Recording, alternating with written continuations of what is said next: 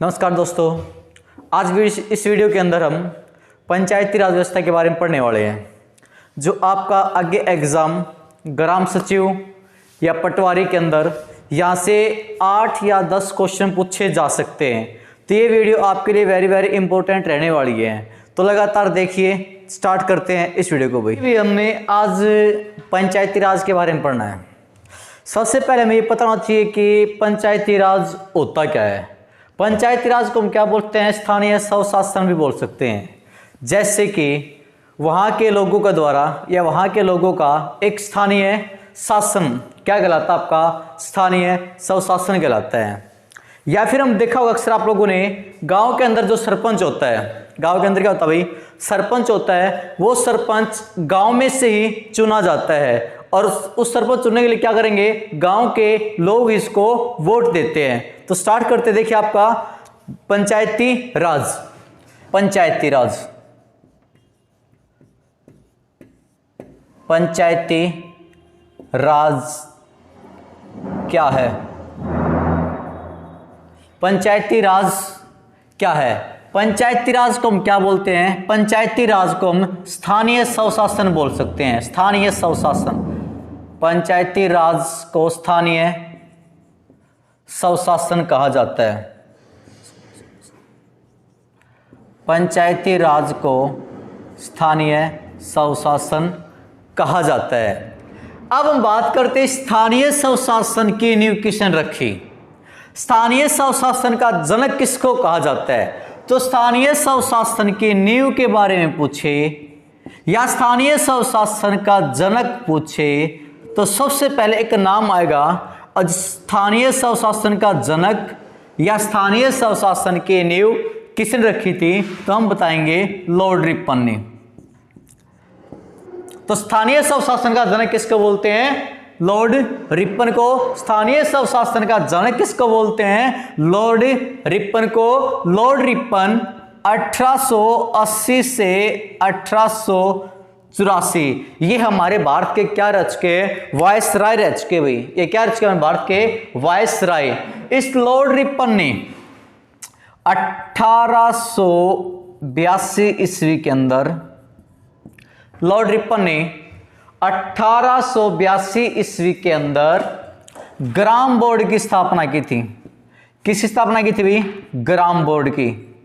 हमारे भारत के अंदर ग्राम बोर्ड की स्थापना कब हुई? 1882 ईस्वी के अंदर हुई थी। किसने की थी? लॉर्ड रिपन ने की थी।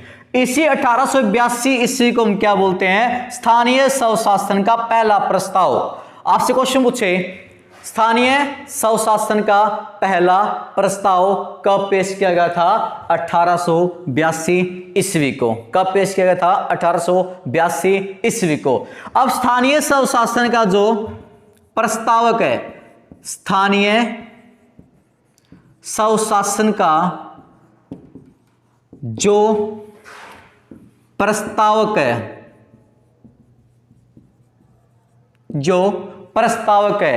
प्रस्तावक है, इसी को क्या बोलते हैं? इसी को हम क्या बोलते हैं? स्थानीय स्वशासन का मैग्ना कार्टा। तो आपसे क्वेश्चन ये तो पूछता है, स्थानीय स्वशासन का मैग्ना कार्टा किसको कहा जाता है? तो आप लोग क्या बताओगे? स्थानीय स्वशासन के द्वारा जो प्रस्तावक पेश किया गया था उसको हम क्या बोलते हैं? स्थानीय स्वशासन का मैग्ना कार्टा कहा जाता है। अब बात करते हैं, ये स्थानीय स्वशासन ने हमारे भारत के अंदर जो हमारा पंचायती राज है या स्थानीय स्वशासन है, ये कितने प्रकार का होगा? तो ये बताया गया था हमारा 2 प्रकार का। स्थानीय स्वशासन कितने प्रकार का होगा? आपका 2 प्रकार का। चलिए यहां पे देखते हैं आपका जो स्थानीय स्वशासन होगा हमारा, ये 2 तरह का होगा। एक तो होगा जी हमारा ग्रामीण और एक होगा जी हमारा नगरीय। सबसे पहले हम बात 2 स्तर का होगा हमारा, एक तो होगा ग्रामीण, एक होगा नगरीय। इस स्थानीय स्वशासन के अंदर हम क्या पढ़ने वाले हैं? हम पढ़ेंगे गांव के बारे में बातें, सारी की सारी गांव के बारे में बातें पढ़ेंगे। और फिर हम किसके बारे में पढ़ेंगे? नगरीय, यानी हम शहरों के बारे में बातें पढ़ने वाले हैं। चलिए देखिए, अब तो हमारी बात हो चुकी थी स्थानीय स्वशासन को दो भागों के अंदर बांटा गया था, एक तो हमारा ग्रामीण स्वशासन था, एक हमारा नगरीय स्वशासन था।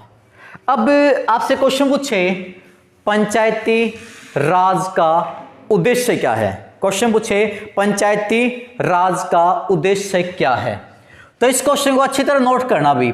पंचायती राज का उद्देश्य क्या है?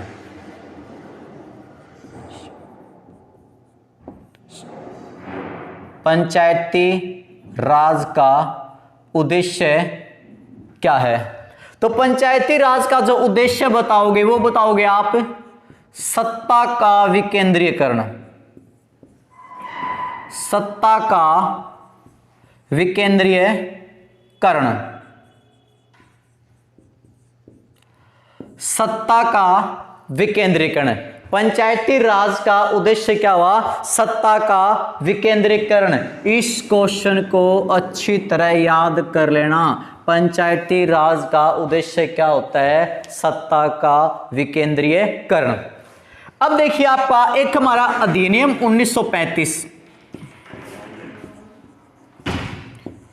अधिनियम 1935, अधिनियम 1935 के तहत, अधिनियम 1935 के तहत हमारे संविधान में,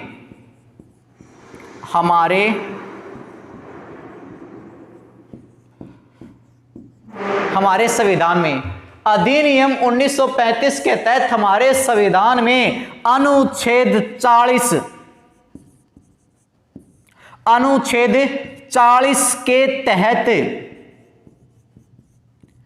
ग्राम पंचायत का गठन किया जाता है। अनुच्छेद 40 के तहत ग्राम पंचायत का गठन किया जाता है, गठन किया जाता है। देखिए इस क्वेश्चन से क्या, अधिनियम 1935 के तहत हमारे संविधान में अनुच्छेद 40 के तहत ग्राम पंचायत का गठन किया जाता है। ग्राम पंचायत का गठन किस आर्टिकल के तहत होगा? आर्टिकल नंबर 40 से। अब आर्टिकल नंबर 40 को कहां पे रखा गया हमारे संविधान के अंदर? तो देखिए आर्टिकल नंबर जो 40 है, जब हमारा संविधान बनकर तैयार हुआ था 26 नवंबर 1949, लागू कब हुआ था? 26 जनवरी 1950। जब हमारा संविधान बनकर तैयार हुआ था 26 नवंबर 1949 को, जो ग्राम पंचायत का विषय या ग्राम पंचायत का जो गठन है वो किसके अंदर कहा गया था? अनुच्छेद 40 के अंदर। अब जब संविधान लागू हुआ तो ये अनुच्छेद 40 कहां पे डाल दिया? हमारे संविधान का भाग नंबर 4 के अंदर, जिसका विषय क्या होगा? विषय क्या होगा भाई? राज्य के नीति निर्देशक तत्व या सिद्धांत बोल सकते हैं। राज्य के नीति निर्देशक सिद्धांत। आर्टिकल नंबर कहां से कहां तक रहेंगे? 36 से 51। दोबारा सुनिए, अनुच्छेद 40 के तहत 26 नवंबर 1949 को मैं क्या बताया? ग्राम पंचायत का गठन होगा। अनुच्छेद 40 कहां पे डाला गया, कहां पे रखा गया हमारे संविधान के अंदर? भाग नंबर 4 के अंदर। भाग नंबर 4 का विषय क्या होगा? राज्य के नीति निर्देशक सिद्धांत, या उसके हम तत्व बोल सकते हैं। अब आपसे क्वेश्चन ये पूछे राज्य के नीति निर्देशक सिद्धांत कहां से लिए गए थे, तो आप लोग क्या बताओगे? आयरलैंड से लिए गए थे भाई। कहां से लिए गए थे? आयरलैंड से लिए गए थे। कलर हुआ? देखिए अब मैंने आपको बता दूं, हमारा आर्टिकल नंबर 40 है, इसके तहत क्या मिलेगा आपको? ग्राम पंचायत का गठन। परंतु इसके अंदर क्या होगा? अनुच्छेद 40 के तहत कोई भी राज्य की सरकार ग्राम पंचायत लागू कर सकती है, पंचायती राज को लागू कर सकती है, उनकी मर्जी पे निर्भर होता है। लागू भी कर सकती है और न भी लागू करे। जैसे कि हमारा एग्जाम्पल कर्नाटक है, अरुणाचल प्रदेश है, यहां पर हमारी पंचायती राज नहीं है। अब देखिए हमारी पंचायती राज को लेकर, इसको पंचायती राज लाने के लिए हमारी कुछ समितियां आई थी। देखते कौन कौन सी समितियां आई थी। सबसे पहले जो हमारी समिति आई उस समिति का नाम बताते हैं बलवंत राय। बलवंत राय मेहता समिति। बलवंत राय मेहता समिति। तो बलवंत राय मेहता समिति की स्थापना गठन इसका कब किया गया था? इसका गठन किया गया था 1957 के अंदर। कल हुआ। फिर हम बात करते हैं, इसके बाद आई थी हमारी के संथानम। के संथानम, के संथानम, सॉरी के संथानम, के संथानम, के संथानम समिति या हम बोल सकते दल, यह हमारा कब बना गया था? 1962 के अंदर। इसके बाद आई हमारी सादगी राव, शादी या सादी गली, सॉरी सादी गली, सादिक अली, ये कब बनाई गई थी हमारी? 1964 के अंदर। इसके बाद आई हमारी वेरी वेरी इंपॉर्टेंट, भाई नोट डाल के लिख लेना,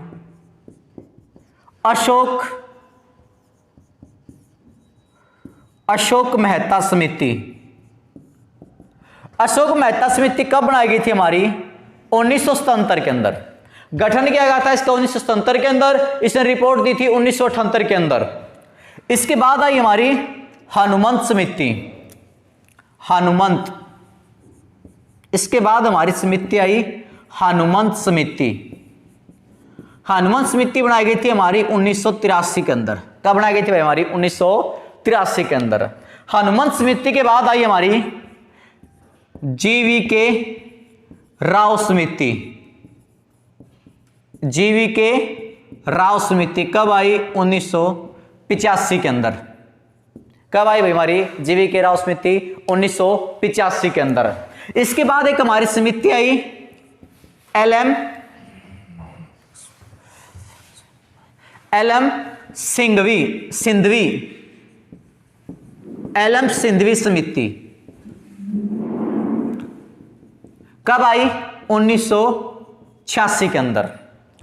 इसके बाद आई हमारी समिति पीके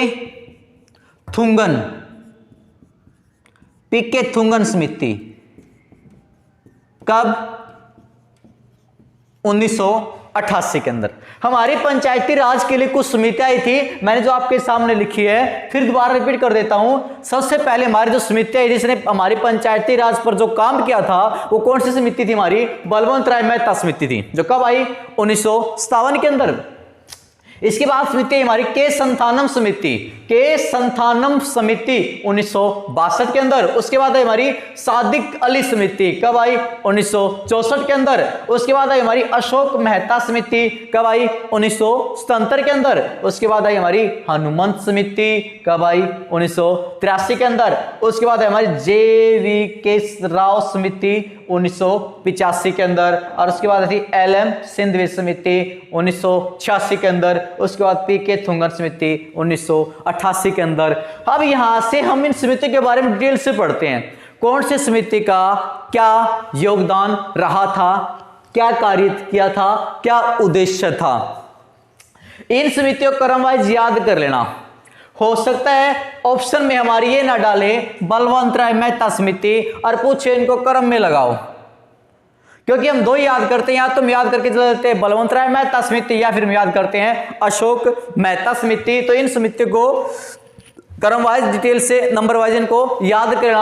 अब हम पढ़ते हैं स्टार्टिंग से बलवंत राय मेहता समिति के बारे में। बलवंत राय मेहता समिति के बारे में करें स्टार्ट। देखिए अब हम पढ़ते हैं बलवंत राय मेहता समिति को डिटेल से। वही बलवंत राय मेहता समिति। बलवंत राय मेहता समिति कब बनाई गई? हमारी 1957 के अंदर। अब बलवंत राय जो हमारी मेहता समिति थी, इसने क्या किया था, इसने बताया था हमारे देश के अंदर जो पंचायती राज होगा वो कितने स्तर का होगा, इसने बताया था त्रिस्तरीय का होगा भैया, 3 स्तर का होगा, ये त्रिस्तरीय। कितने स्तर का भैया आपका, त्रिस्तरीय। कौन कौन सा, सबसे पहले स्तर हमारा बिल्कुल जिसको बोलते हैं निम्न स्तर पर, निम्न स्तर पर, निम्न स्तर पर कौन सा होगा हमारा, ग्राम पंचायत। निम्न स्तर पर कौन सा होगा हमारा, ग्राम पंचायत। मध्यम स्तर पर क्या होगा हमारी, पंचायत समिति, पंचायत समिति। और उच्चतम स्तर पर कौन सा होगा हमारा, जिला परिषद, जिला परिषद। तो देखिए जो हमारा बलवंत राय मेहता समिति थी 1957 के अंदर, इसने जो हमारा पंचायती राज था ना, कितने स्तर का बताया, त्रिस्तरीय बताया। त्रिस्तर कौन कौन से होंगे, एक तो होगा हमारा ग्राम पंचायत, एक होगा हमारा पंचायत समिति, एक होगा हमारा जिला परिषद। निम्न स्तर पूछे तो ग्राम पंचायत, मध्यम स्तर पूछे तो पंचायती राज, और उच्चतम स्तर पूछे तो क्या होगा हमारा, जिला परिषद। अब हम बात करते हैं ग्राम पंचायत को लेकर। एक होती है हमारी ग्राम सभा, एक होती है हमारी ग्राम पंचायत।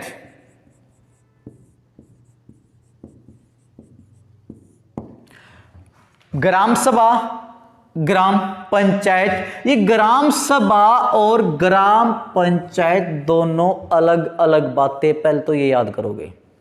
इस ग्राम सभा के अंदर जो हमारा गांव का सरपंच होता है उसका होना न होना कोई निर्भर नहीं है। ग्राम सभा के अंदर यहां पे क्या होते हैं, हमारे यहां पे पंच होते हैं, आगे चलकर पढ़ेंगे हम। परंतु ग्राम पंचायत के अंदर सरपंच का होना अनिवार्य है। बात समझ आई। ग्राम सभा के अंदर और ग्राम पंचायत का डिफरेंस क्या हुआ, इसके अंदर सरपंच कोई जरूरी नहीं है, परंतु ग्राम पंचायत के अंदर सरपंच का होना अनिवार्य है। क्लियर हुआ। अब हम बात करते हैं सबसे पहले हमारे हरियाणा के अंदर गांव की संख्या। हरियाणा के अंदर जो गांव थे, गांव वो कितने गांव थे, 6841 गांव हरियाणा के अंदर। 2011 की जनगणना के अनुसार हरियाणा के अंदर जो गांव थे ना, वो कितने गांव थे, 6841। आज हमारे गांव कितने हो चुके हैं, 7356। आज कितने गांव हो चुके भाई, 7356। सबसे ज्यादा गांव पूछे तो आंसर क्या आएगा हमारा, यमुनानगर। सबसे ज्यादा गांव कहां पे होंगे हमारे, यमुनानगर के अंदर। परंतु सबसे कम गांव पूछे तो हमारे कहां पर होंगे, रोहतक के अंदर। कहां पे होंगे, रोहतक के अंदर। क्लियर हुआ। अब बात करता हूं किसकी, ग्राम पंचायत की। अब आपसे क्वेश्चन पूछे ग्राम पंचायत कितनी है, तो हरियाणा के अंदर 2011 की जनगणना के अनुसार जो हमारी ग्राम पंचायत होती थी ना, वो कितनी थी, 6212। कितनी ग्राम पंचायत थी, 6212। आज वर्तमान में ग्राम पंचायत कितनी हो चुकी है हमारी, 6318। यानी कितनी ग्राम पंचायत प्लस हुई हमारी, 106 ग्राम पंचायत और बढ़ी है। आप पूछे तो ग्राम पंचायत 6318 और पहले ग्राम पंचायत 6212, कितनी प्लस हुई हमारी, 106। सबसे ज्यादा ग्राम पंचायत कहां पर बढ़ी, यह भी तो पूछ सकता है। तो सबसे ज्यादा जो ग्राम पंचायत बढ़ी थी ना, वो कहां पर बढ़ी थी हमारी, यमुनानगर के अंदर। कहां पर बढ़ी थी हमारी, यमुनानगर के अंदर। कितनी बढ़ी सर, ये बढ़ी थी भाई हमारी 18। तो यमुनानगर के अंदर कितनी ग्राम पंचायत बढ़ी आपकी बार, 18। और दूसरे नंबर पर सर, दूसरे नंबर पर हमारा कैथल, कितनी, 11। कैथल के अंदर कितनी प्लस हुई, 11। और यमुनानगर के अंदर कितनी हमारी, 18।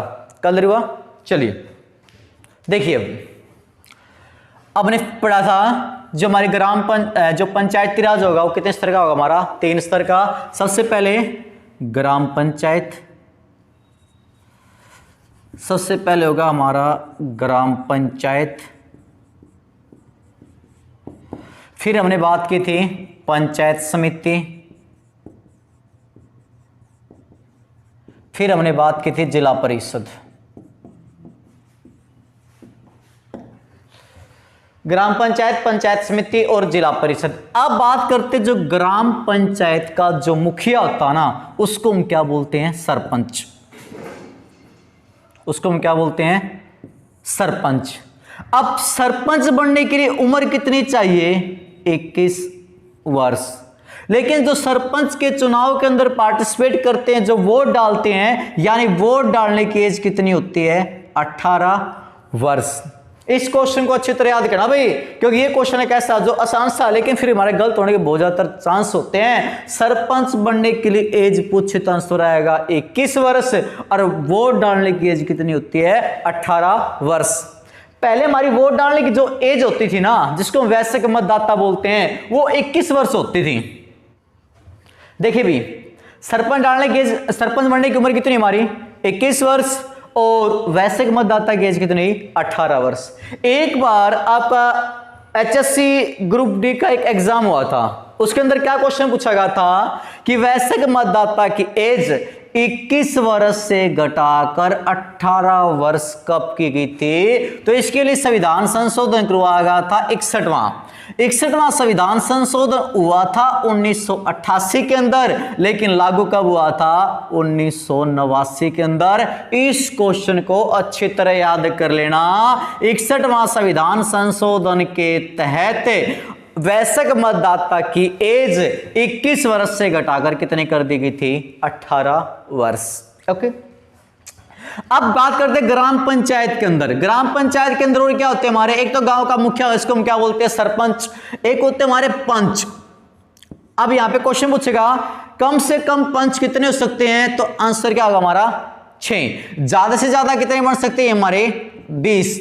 कम से कम पूछे तो 6 और ज्यादा से ज्यादा 20। अब सरपंचों के बारे में बात की जाए तो करंट में क्वेश्चन बताइए, हमारे हरियाणा के अंदर सबसे युवा महिला सरपंच कौन सी है, या किस डिस्ट्रिक्ट के अंदर है? तो सबसे युवा यंगेस्ट सरपंच पूछे तो नाम आएगा रेखा शर्मा। क्या नाम आएगा भाई? रेखा शर्मा। कहां से? फतेहाबाद। कितनी एज के अंदर? 21 वर्ष की एज के अंदर क्या बनेगी हमारे हरियाणा के अंदर सबसे युवा सरपंच कौन? रेखा शर्मा। क्लियर हुआ? आगे देखते हैं। सबसे पहले फिर दोबारा से हम ग्राम पंचायत,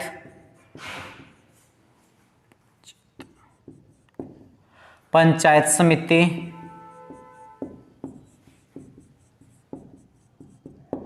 जिला परिषद। अब बात करते हैं 2011 के अंदर। 2011 की जनगणना के अनुसार ग्राम पंचायत है हमारी 6212, पंचायत समिति हमारी 119, और जिला परिषद हमारे कितने होंगे भाई? 21। आज वर्तमान में बात करूं मैं, वर्तमान के अंदर ग्राम पंचायत पूछे तो 6318, पंचायत समिति पूछे तो 126, और जिला परिषद पूछे तो हमारे कितने हो जाएंगे भाई? 22। क्लियर हुआ? अब बात करते हैं ग्राम पंचायत को देश के अंदर। हमारे देश के अंदर पहली बार ग्राम पंचायत कब और किसने लागू की थी? तो हमारे देश के अंदर जो पहली बार जो ग्राम पंचायत लागू की थी, वो लागू की थी 2 अक्टूबर 1959 को। कब लागू थी? 2 अक्टूबर 1959 को। कहां पर यह लागू की गई थी? राजस्थान के नागौर जिला। राजस्थान का नागौर जिला, और एक गांव का नाम बताते बगदरी। इस बगदरी गांव के अंदर पहली बार पंचायती राज को लागू किया गया था। और पंचायती राज की घोषणा किसने की थी? तो पंचायती राज की घोषणा किसने की थी? हमारे देश के प्रथम प्रधानमंत्री पंडित जवाहरलाल नेहरू ने। इस डेट को अच्छी तरह याद कर लेना, क्योंकि हमारे देश के अंदर पहली बार क्या लागू हो चुका? अब पंचायती राज लागू हो चुका है। कब लागू हुआ था? 2 अक्टूबर 1959 को राजस्थान के नागौर जिले के अंदर गांव का नाम पूछे तो आप गांव का नाम बताओगे बगदरी गांव। और ये घोषणा किसने की थी? पंडित जवाहरलाल नेहरू ने। अब 2 ही अक्टूबर को लागू क्यों हुई? क्योंकि 2 अक्टूबर कौन सी जयंती होती है हमारी? महात्मा गांधी जयंती। क्योंकि महात्मा गांधी का ही तो सपना था कि प्रत्येक गांव के अंदर क्या होनी चाहिए? ग्राम पंचायत होनी चाहिए। किसका सपना था? प्रत्येक गांव के अंदर महात्मा गांधी का क्या होना चाहिए? ग्राम पंचायत। हरिजन पत्रिका के अंदर, कौन सी पत्रिका? हरिजन पत्रिका के अंदर यह बताया गया था महात्मा गांधी ने प्रत्येक गांव के अंदर क्या होना चाहिए? ग्राम पंचायत होनी चाहिए। तब जाकर हमारे देश के पहले प्रधानमंत्री पंडित जवाहरलाल नेहरू ने बलवंत राय मेहता समिति के प्रयासों से, बलवंत राय मेहता समिति के प्रयासों से राजस्थान के नागौर जिले में 2 अक्टूबर 1959 को बगदरी गांव के अंदर क्या लागू हो जाता है? पंचायती राज लागू हो जाता है। इसके बाद देखते हैं 11 अक्टूबर 1959। अच्छी तरह याद करना भाई, 11 अक्टूबर 1959 एक महू जिले के अंदर भी क्या लागू हुआ था? पंचायती राज लागू हुआ था। और ये महू जिला कहां पड़ता? आपका आंध्र प्रदेश के अंदर। कलर हुआ, एक तो डेट याद करोगे 2 अक्टूबर 1959 राजस्थान का नागौर जिला। दूसरी डेट याद करोगे 11 अक्टूबर 1959 जिला पूछे तो महू, कहां पर? आंध्र प्रदेश के अंदर। कलर हुआ। तो ये थी हमारी बलवंत राय मेहता की समिति के प्रयासों से। बलवंत राय ने कितने तरह के हमारे देश के अंदर पंचायत स्तर बताया था? 3 स्तर का, ग्राम पंचायत, पंचायत समिति और हमारा जिला परिषद। कलर हुआ। देखते हैं आगे। अब इसके बाद हम बात करेंगे हमारी दूसरी समिति, अशोक मेहता समिति। अशोक मेहता समिति, अशोक मेहता समिति बनाई गई थी हमारी 1977 के अंदर। इससे पहले समिति कौन सी थी भाई? हमारी बलवंत राय। यानी 20 साल बाद। बलवंत राय कब थी? 1957 के अंदर। 20 साल बाद कौन सी समिति आएगी हमारी? अशोक मेहता समिति कब बनाई गई थी हमारी? 1977 के अंदर। इस अशोक मेहता समिति ने बताया कि हमारे देश के अंदर जो पंचायती राज होगा वो कितने स्तर का होगा? वो होगा आपका द्विस्तरीय। कितने स्तर का होगा हमारा? द्विस्तरीय। एक तो होगा जी आपका मंडलीय स्तरीय पर, मंडलीय।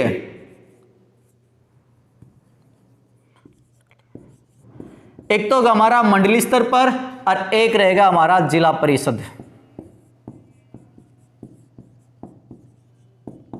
जिला परिषद 2 स्तर का होगा। एक तो आपका मंडल स्तर पर होगा, एक हमारा जिला परिषद स्तर पर होगा। इसने अशोक मेहता समिति ने बताया था एक तो हमारा ग्राम पंचायत स्तर को समाप्त किया जाना चाहिए, एक हमारी पंचायत समिति को समाप्त किया जाना चाहिए, पंचायत समिति।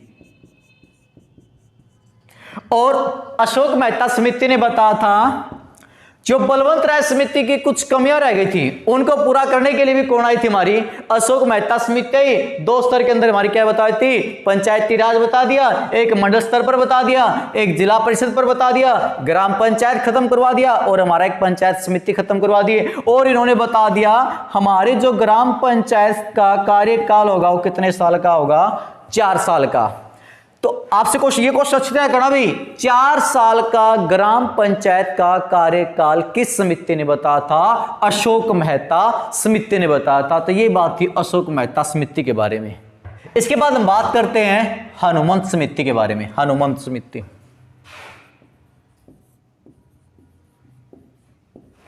हनुमंत समिति। हनुमंत समिति का जो गठन किया गया था, इसका गठन किया गया था 1983 के अंदर।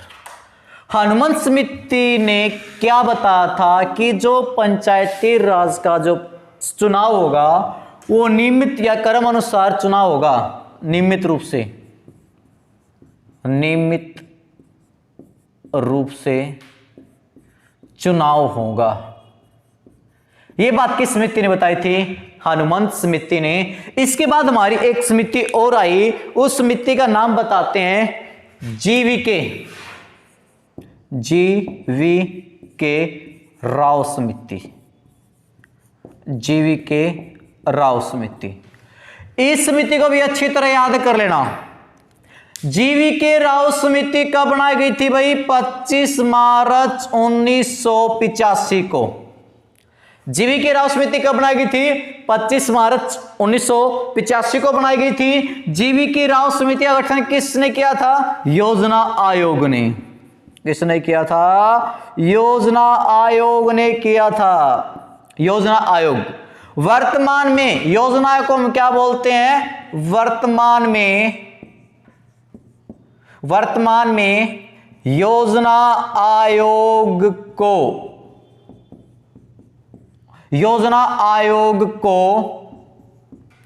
नीति आयोग कहा जाता है। नीति आयोग कहा जाता है। हमारी जो जीवीके राव समिति थी, गणपति वेंकटा कृष्ण राव समिति, गणपति वेंकटा कृष्ण राव समिति का गठन कब किया गया था? 25 मार्च 1985 को किया गया था। किसके द्वारा? योजना आयोग के द्वारा। किसके द्वारा? योजना आयोग के द्वारा। और योजना आयोग को वर्तमान में क्या बोलते भाई? वर्तमान में योजना आयोग को बोलते हैं नीति आयोग। क्या बोलते हैं? नीति आयोग बोलते हैं। और जीवीके राव समिति ने हमें क्या बताया था? जीवीके राव समिति ने बताया कि जो हमारा पंचायती राज होगा, जो हमारा पंचायती स्तर होगा, वो कितने तरह का होगा? 4 स्तरीय होगा। कितने स्तर का होगा भाई? हमारा पंचायती राज 4 स्तर का होगा। और पंचायती राज को पूरी आजादी भी मिलनी चाहिए, पूरी आजादी भी मिलनी चाहिए।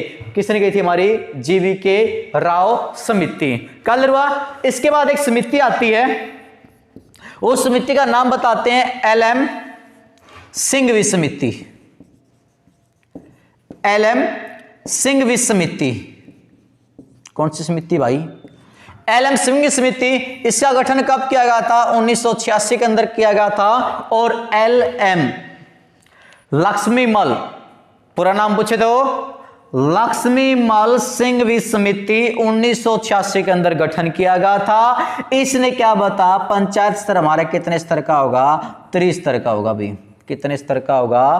3 स्तर का। किसने बताया था? LM सिंघवी समिति ने बताया था। और LM सिंघवी समिति ने क्या कहा था? कि पंचायती राज को, किसको? पंचायती राज को संवैधानिक दर्जा मिलना चाहिए। पंचायती राज को संवैधानिक दर्जा मिलना चाहिए। पंचायती राज को संवैधानिक दर्जा मिलना चाहिए। दोबारा रिपीट कर देते हैं। हनुमान समिति बनाई गई थी हमारी 1983 के अंदर। काम किया था? नियमित रूप से क्या होना चाहिए? पंचायती राज के अंदर चुनाव होने चाहिए। उसके बाद आई हमारी समिति कौन सी? जीवीके राव समिति। जीवीके राव समिति का गठन कब किया गया था? 25 मार्च 1985 को किया गया था। किस आयोग ने स्थापना की थी? योजना आयोग ने। योजना आयोग को वर्तमान में हम क्या बोलते हैं भाई? नीति आयोग बोलते हैं। उसके बाद हमारी समिति आई LM सिंघवी समिति। और LM सिंघवी समिति गठन कब किया गया था? 1986 के अंदर। और पंचायती राज को संवैधानिक दर्जा मिलने की बात सर्वप्रथम कौन करती है? हमारी LM सिंघवी समिति। LM सिंघवी। जो हमारी समिति आती है वो आती है हमारी PK थुंगन समिति। PK थुंगन समिति। अब बात करते हैं PK थुंगन समिति का गठन कब किया गया था? तो PK थुंगन समिति का गठन भी कब हुआ था? 1988 के अंदर। कब गठन हुआ था भाई? 1988 के अंदर गठन हुआ था PK थुंगन समिति।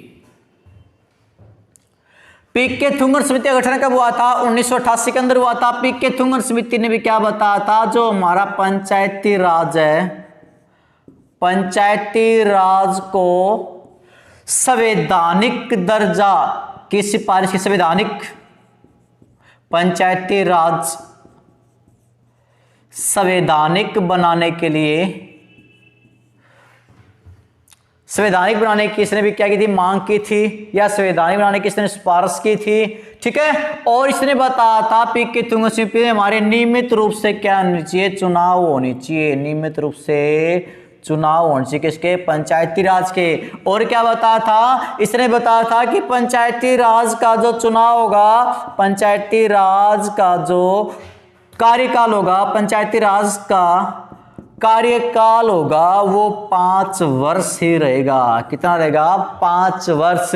परंतु किसी कारण से इस कार्यकाल को बढ़ाया भी जा सकता है और इसको कम भी किया जा सकता है, इसको बढ़ाया भी जा सकता है, कम भी किया जा सकता है। परंतु इस बात को अच्छी तरह याद करना कि पंचायती राज का कार्यकाल 3 वर्ष से कम नहीं हो सकता। बढ़ा जा सकता है, कितना ही बढ़ा सकते हो, परंतु कार्यकाल 3 वर्ष से कम नहीं होगा। यह बात हमारी कौन सी समिति ने की थी, पी.के. थुंगन समिति ने की थी। कलर हुआ।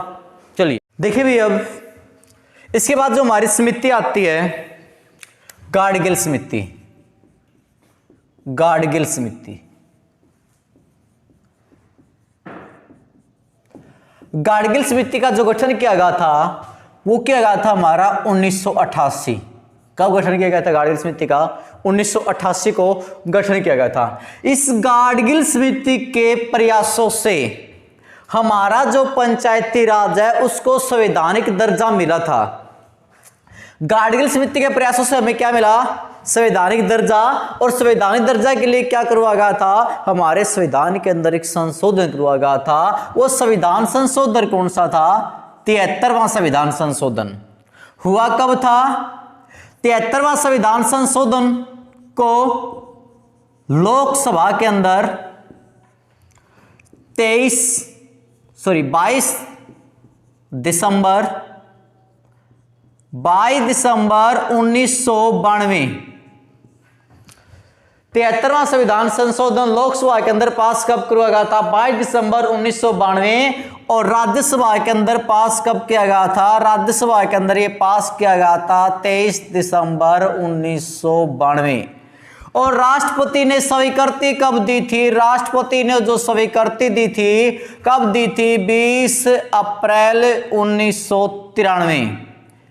20 अप्रैल 1993। इन तीनों डेट को अच्छी तरह याद करना। 73वां संविधान संशोधन हुआ कब था, तब तो आप लोगों ने आंसर देना भाई 1992 व 1993 के बीच। लोकसभा के अंदर पास कब हुआ था, 22 दिसंबर 1992। राज्यसभा के अंदर पास कब हुआ था, 23 दिसंबर 1992। राष्ट्रपति ने स्वीकृति कब दी थी, 20 अप्रैल 1993। और हमारे देश के अंदर यह 73वां संविधान संशोधन लागू कब हुआ था, लागू कब हुआ था, 24 अप्रैल 1993। अब इस लागू कब हुआ, 24 अप्रैल 1993। अब 24 अप्रैल वाली डेट को अच्छी तरह याद करना, क्योंकि हमारे देश के अंदर पंचायती दिवस कब बनाते हैं, हमारे देश के अंदर पंचायती दिवस कब बनाते हैं भाई, 24 अप्रैल को। पंचायती दिवस कब बनाते हैं, 24 अप्रैल को। और 73वां संविधान संशोधन के तहत क्या किया गया था, जब हमारे 73वां संविधान संशोधन लागू हो चुका था, इसके दौरान जो पंचायती राज थी इसको किसके अंदर जोड़ दिया गया था, संविधान का भाग नंबर 9 अनुच्छेद 243 से लेकर 243 ओ तक, अनुच्छेद 243 से लेकर 243 ओ तक। और इसके 73वां संविधान संशोधन के तहत हमारे संविधान में अनुसूची 11वीं जोड़ी गई थी। कौन सी अनुसूची जोड़ी गई थी भाई, 11वीं अनुसूची को जोड़ने का काम भी कब हुआ था, 73वां संविधान संशोधन। और भाग नंबर 9 के अंदर पंचायती राज जोड़ने का काम भी कब हुआ था, 73वां संविधान संशोधन। और इस 11वीं अनुसूची का विषय भी क्या था, पंचायती राज। इसका विषय भी क्या था, पंचायती राज।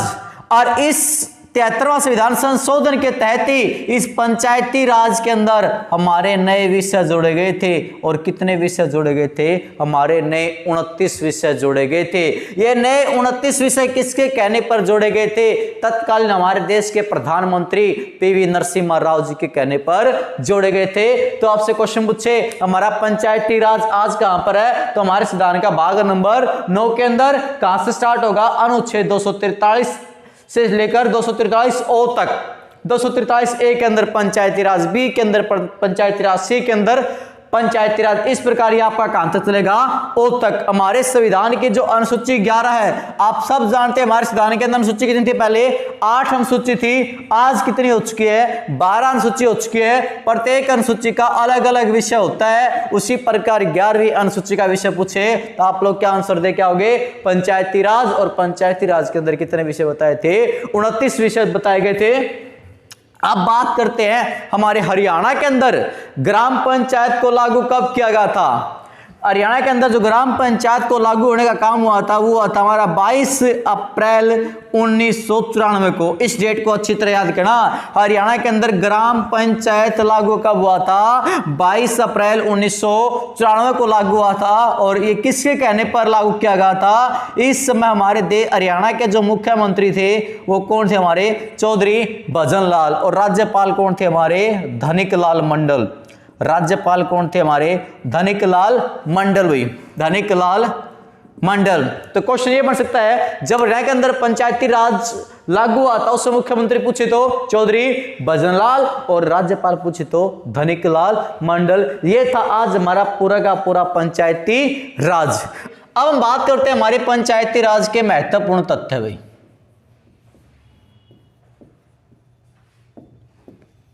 पंचायती राज के महत्वपूर्ण तथ्य के बारे में बात करते हैं।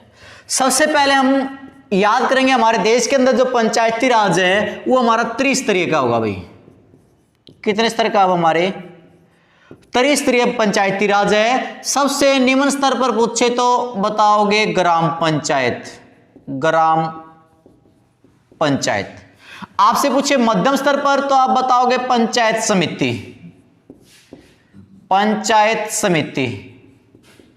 और उच्चतम स्तर पर पूछे तो हमारा हो जाएगा जिला परिषद। जिला परिषद।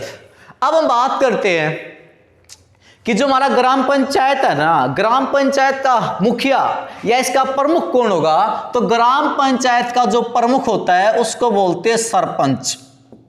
उसको क्या बोलते हैं भाई? हम सरपंच बोलते हैं। पंचायत समिति का प्रमुख को हम क्या बोलते हैं? चेयरमैन बोलते हैं। क्या बोलते हैं भाई? चेयरमैन बोलते हैं। और जिला परिषद का जो प्रमुख होगा ना उसको हम क्या बोलते हैं? हम उसको अध्यक्ष बोलते हैं या फिर हम उसको जिला पार्षद बोलते हैं। कल हुआ तो मैंने आपको पहला हमारा महत्वपूर्ण तथ्य बताया। त्रिस्तरीय हमारे देश के अंदर पंचायती राज है। कुछ स्टेटों के अंदर ये अपवाद है। भाई कुछ स्टेटों के अंदर ये अपवाद है। ग्राम पंचायत, पंचायत समिति, जिला परिषद।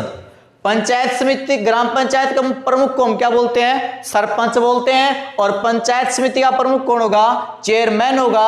और जिला परिषद का प्रमुख कौन होगा? अध्यक्ष या फिर हम क्या बोलेंगे? जिला पार्षद। अब हम बात करते हैं हमारा दूसरा महत्वपूर्ण तथ्य है। हरियाणा के अंदर सबसे जो युवा सरपंच है, फीमेल युवा सरपंच, तो आप नाम बताओगे रेखा रानी। क्या नाम बताओगे भी? रेखा रानी। सबसे युवा सरपंच रेखा रानी, सबसे युवा। कहां से? कौन सी पंचायत से? चौपाला पंचायत पूछे तो आप क्या बताओगे? चौपाला। और ये चौपाला पंचायत किस डिस्ट्रिक्ट के अंदर है? तो आप लोग क्या बताओगे? फतेहाबाद। क्या बताओगे? फतेहाबाद। देखिए भाई अब जो हमारा तीसरा महत्वपूर्ण तथ्य है ना इसको अच्छी तरह याद कर लेना, क्योंकि जो हमारा जब चुनाव हुआ था 2017 के अंदर सरपंच का चुनाव, इसके अंदर क्या हुआ था? हरियाणा सरकार ने ना शिक्षा को लागू किया गया था। किसके अंदर शिक्षा को लागू किया गया था? पंचायती चुनाव के अंदर शिक्षा को लागू किया गया था कि कोई भी अनपढ़ हमारे गांव का न तो मुखिया बन सकता है न हमारे गांव के अंदर पंच बन सकता है। हरियाणा सरकार ने क्या किया कि हमारी पंचायती राज के अंदर सितंबर 2015 में शिक्षा को लागू किया गया। किसको लागू किया गया था? शिक्षा को।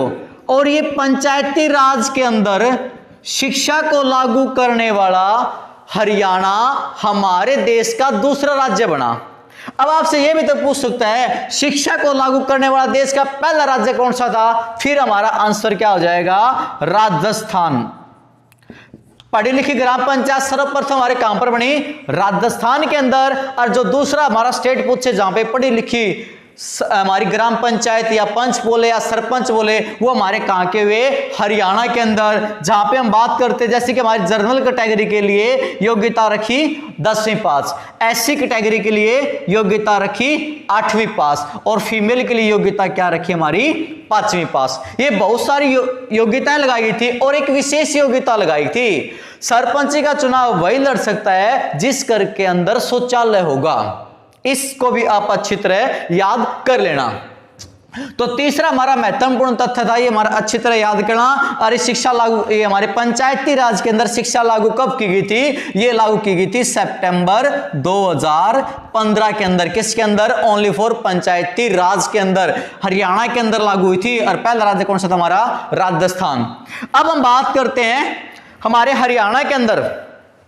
हमारे हरियाणा के अंदर पंचायती राज के अंदर जो चुनाव आरक्षण दिया गया था महिलाओं को, वो 33% आरक्षण था। लेकिन अब की बार जो आरक्षण दिया गया है पंचायती राज के अंदर महिला को, वो आरक्षण बढ़ाकर अब पर कितना कर दिया? 50% कर दिया गया है। तो आपसे क्वेश्चन ये पूछे, हमारे देश के अंदर वो पहला राज्य कौन सा था जिसके अंदर महिलाओं को चुनाव लड़ने के लिए, पंचायती राज का चुनाव लड़ने के लिए 50% आरक्षण दिया गया था? तो वो राज्य पूछे तो आप आंसर दे क्या आओगे? बिहार। कौन सा होगा? बिहार।